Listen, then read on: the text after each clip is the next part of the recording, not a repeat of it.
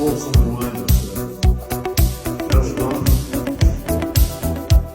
ben bunu istedim. Burada sadece sen götürürsen yolu. Güləşirsən onunla, götürürsən yolu. Raz ve geldin bakıyorsun. Burada da akşam bu qayda verirsən, ayağı koydun. Kullanırsan, kolunu götürürsən. Və bədəni qaldırırsan, qol səndədir. İyi sındırırsan. Ay.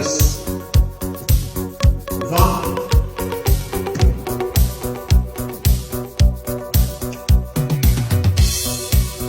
Onlar burada da yırdın, qarma saldın ayağı. Sal qəşkən, sal. Ay, atın. Qalxdın qəşkən.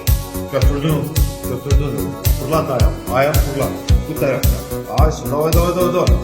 Kullan, götür kolunu. Aysun, kaldır yan sen. Sen gel işte. Yaxşı götür, da bugün. Kolu yaxşı götür. Davay, güləşir. Sıx özü, yırdın, qəşkən. At. Qalxdın, götür kolunu sırasın. Götür, fırlat. Getir, hoppa. Kaldır özü, yansın. Ay.